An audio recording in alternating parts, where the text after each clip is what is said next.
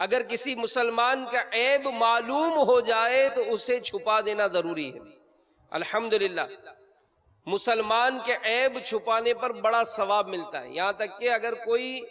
غسل دینے والا میت کو غسل دیتا ہے اور اس میں بھی اگر کوئی ایسی کمزور بات وہ دیکھتا ہے تو علماء نے منع فرمایا کہ وہ باہر ظاہر نہ کرے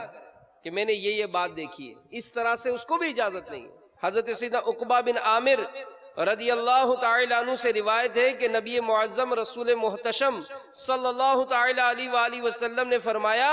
کہ جس نے کسی کا پوشیدہ عیب دیکھ کر چھپایا تو یہ ایسا ہے گویا اس نے زندہ درگور لڑکی کو زندہ کیا۔ اب یہاں تو عیب ڈھونڈے جاتے ہیں بلکہ یہاں تک کہ جھانکے جاتے ہیں، کہ آج کل تو فلیٹ سسٹم ہے، تو جب فلیٹ میں گھر ہوتا ہے تو دوسروں کے گھر میں نظر پڑتی ہے، اور امیر اہل سنت اللہ تعالیٰ کی ان پہ کروڑا رحمتیں ہوں، امیر اہل سنت فرماتے ہیں کہ میں نے اپنے گھر میں ایک باؤنڈری لائن کھینچ رکھی ہے، یعنی اس سے آگے نہیں جاتا ہوں کہ اگر کھڑکی کے پاس جا کر کھڑا رہوں گا تو بدنگاہی کا احتمال ہوگا، تو باؤنڈری لگائیے کہ یہاں تک آنا صحیح ہے، اس سے آگے نہیں بڑھنا ہے، کہ اس سے آگے بڑھیں گے تو دوسرے کے گھر میں کہیں نظر نہ پڑے۔ تو کاش ہمیں بھی یہ ذہن مل جائے اور ہم مطلب اس طرح کا کچھ ذہن بنائیں کہ ہم مطلب دوسروں کے عیب تو تلاش کرتے ہیں، فون باقاعدہ سنے جاتے ہیں، کوئی بات کر رہا ہو تو مطلب اس کی کسی طرح سے میں اس کی بات سن لوں،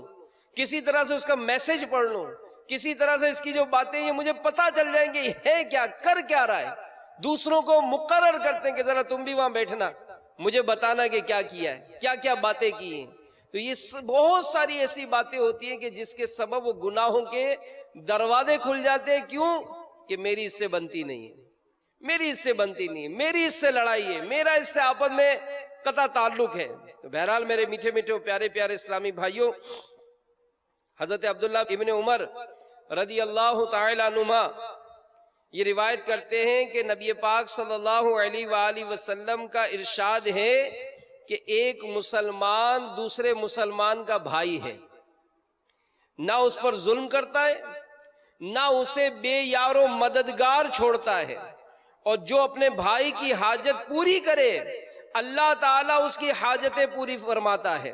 اور جو کسی مسلمان کی تکلیف دور کرے اللہ تعالیٰ قیامت کی تکلیفوں میں سے اس کی تکلیف کو دور فرمائے گا، اور جو کسی مسلمان کی عیب پوشی کرے تو خدائے ستار قیامت کے روز اس کی عیب پوشی